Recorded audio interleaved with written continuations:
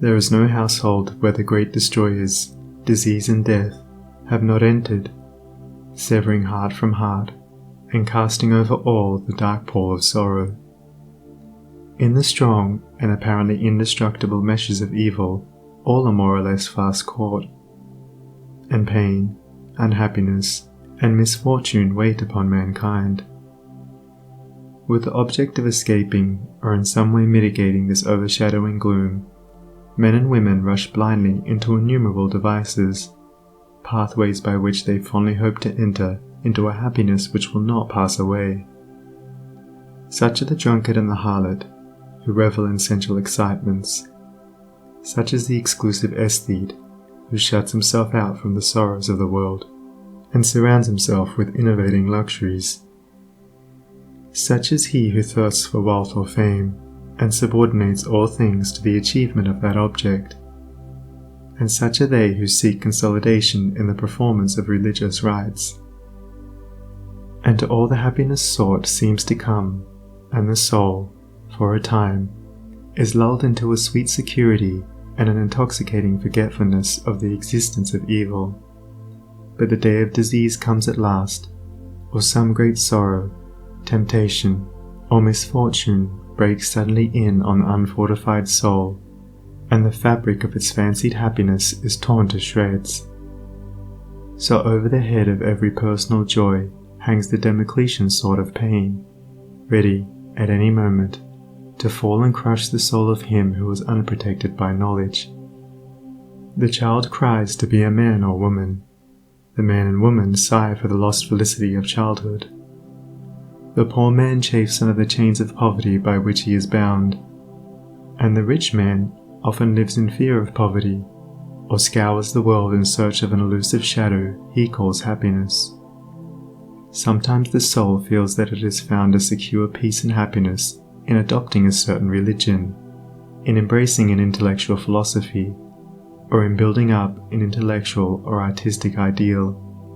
But some overpowering temptation proves the religion to be inadequate or insufficient. The theoretical philosophy is found to be a useless prop, or in a moment, the idealistic statue upon which the devotee has for years been laboring is shattered into fragments at his feet. Is there, then, no way of escape from pain and sorrow? Are there no means by which bonds of evil may be broken? Is permanent happiness, secure prosperity, and abiding peace a foolish dream? No, there is a way, and I speak it with gladness, by which evil can be slain forever. There is a process by which disease, poverty, or any adverse condition or circumstance can be put on one side, never to return. There is a method by which a permanent prosperity can be secured, free from all fear of the return of adversity, and there is a practice by which unbroken and unending peace and bliss can be partaken of and realized. And the beginning of the way which leads to this glorious realization is the acquirement of a right understanding of the nature of evil. It is not sufficient to deny or ignore evil. It must be understood. It is not enough to pray to God to remove the evil. You must find out why it is there and what lesson it has for you. It is of no avail to fret and fume and chafe at the chains which bind you. You must know why and how you are bound. Therefore, reader, you must get outside yourself and must begin to examine and understand yourself. You must cease to be a disobedient child in the school of experience and must begin to learn, with humility and patience, the lessons that are set for your edification and ultimate perfection. For evil, when rightly understood, is found to be not an unlimited power or principle in the universe, but a passing phase of human experience, and it therefore becomes a teacher to those who are willing to learn. Evil is not an abstract something outside yourself. It is an experience in your own heart, and by patiently examining and rectifying your heart, you will be gradually led into the discovery of the origin and nature of evil, which will necessarily be followed by its complete eradication. All evil is corrective and remedial, and is therefore not permanent. It is rooted in ignorance of the true nature and relation of things, and so long as we remain in that state of ignorance, we remain subject to evil. There is no evil in the universe which is not the result of ignorance, and which would not, if we were ready and willing to learn its lesson, lead us to higher wisdom, and then vanish away. But men remain in evil, and it does not pass away because men are not willing or prepared to learn the lesson which it came to teach them. I knew a child who, every night when its mother took it to bed, cried to be allowed to play with the candle, and one night, when the mother was off guard for a moment, the child took hold of the candle. The inevitable result followed, and the child never wished to play with the candle again. By its one foolish act it learned perfectly the lesson of obedience, and entered into the knowledge that fire burns. And this incident is a complete illustration of the nature, meaning, and ultimate result of all sin and evil. As the child suffered through its own ignorance of the real nature of fire, so older children suffer through their ignorance of the real nature of the things which they weep for and strive after, and which harm them when they are secured. The only difference being that in the latter case, the ignorance and evil are more deeply rooted and obscure. Evil has always been symbolized by darkness, and good by light, and hidden within the symbol is contained the perfect interpretation, the reality. For, just as light always floods the universe, and darkness is only a mere speck or shadow cast by a small body intercepting a few rays of the illimitable light, so the light of the Supreme Good is the positive and life-giving power which floods the universe, and evil, the insignificant shadow cast by the self that intercepts and shuts off the illuminating rays which strive for entrance.